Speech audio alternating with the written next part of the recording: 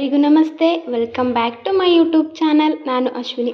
ನಾನಿವತ್ತು ನಿಮಗೆ ಹೋಟೆಲಲ್ಲಿ ಯಾವ ರೀತಿ ಚಟ್ನಿ ಮಾಡ್ತಾರೆ ಅನ್ನೋದನ್ನ ಹೇಳ್ಕೊಡ್ತೀನಿ. ತುಂಬ ಚೆನ್ನಾಗಿರುತ್ತೆ ಈ ಚಟ್ನಿ.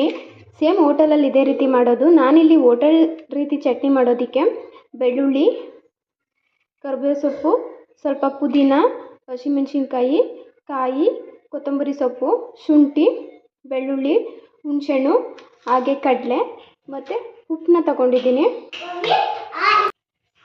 ಇವಾಗ ಇದನ್ನೆಲ್ಲ ಈ ಜಾರ್ಗೆ ಹಾಕ್ಕೊಂಡು ನೀಟಾಗಿ ಸಣ್ಣಕ್ಕೆ ಪೇಸ್ಟ್ ಮಾಡ್ಕೋಬೇಕು. ಕಾಯಿಗಿಂತ ಸ್ವಲ್ಪ ಕಡಲೆನ ಜಾಸ್ತಿನೇ ತಗೊಳ್ಳಿ, ಆಗ ಚಟ್ನಿ ತುಂಬ ಚೆನ್ನಾಗಿರುತ್ತೆ. ನೀವು ಬೇಕಂದರೆ ಚಟ್ನಿ ಆದಮೇಲೆ ಲಾಸ್ಟಲ್ಲಿ ಒಗ್ಗರಣೆ ಕೊಡ್ತೀನಿ ಅಂದರೆ ಕೊಡ್ಬೋದು. ಎಣ್ಣೆ, ಸಾಸಿವೆ, ಕರಿಬೇವು ಸೊಪ್ಪು, ಒಣಮೆಣ್ಸಿನ್ಕಾಯಿನ ಹಾಕಿ. ಹೋಟೆಲಲ್ಲಿ ಸೇಮ್ ಇದೇ ರೀತಿ ಮಾಡೋದು.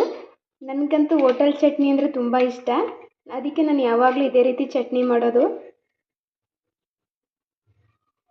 ಒಂದ್ಸಲ ನೀವು ಮನೇಲಿ ಟ್ರೈ ಮಾಡಿ, ತುಂಬ ಚೆನ್ನಾಗಿರುತ್ತೆ.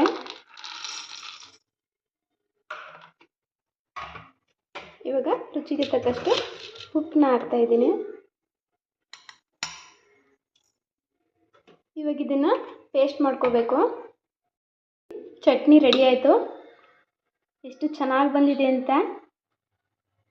ಯಾವಾಗಲೂ ಅಷ್ಟೇ, ಕಾಯಿಗಿಂತ ಸ್ವಲ್ಪ ಕಡಲೆನ ಹಾಕ್ಕೊಳ್ಳಿ, ಚಟ್ನಿ ತುಂಬ ಚೆನ್ನಾಗಿ ಬರುತ್ತೆ. ನೋಡಿ, ಸೇಮ್ ಹೋಟೆಲ್ ಚಟ್ನಿ ಥರನೇ ಇದೆಯಲ್ಲ. ನೀವು ಬೇಕಂದರೆ ಇದನ್ನು ಒಗ್ಗರಣೆ ಮಾಡ್ಕೋತೀನಿ ಅಂದರೆ ಮಾಡ್ಕೋಬೋದು. ನಿಮ್ಗೇನಾದರೂ ಈ ವಿಡಿಯೋ ಇಷ್ಟ ಆದರೆ ನೆಕ್ಸ್ಟ್ ವಿಡಿಯೋದಲ್ಲಿ ಬೇಕಂದರೆ ನಾನು ಒಗ್ಗರಣೆ ಮಾಡೋದನ್ನ ತೋರಿಸ್ಕೊಡ್ತೀನಿ.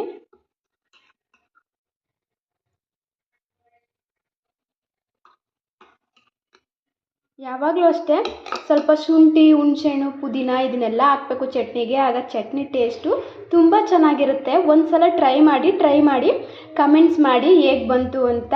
ಐ ಹೋಪ್ ಈ ವಿಡಿಯೋ ನಿಮಗೆ ಇಷ್ಟ ಆಗಿದೆ ಅಂತ ಭಾವಿಸ್ತೀನಿ. ನೆಕ್ಸ್ಟ್ ವಿಡಿಯೋದೊಂದಿಗೆ ಸಿಗ್ತೀನಿ. Thank you.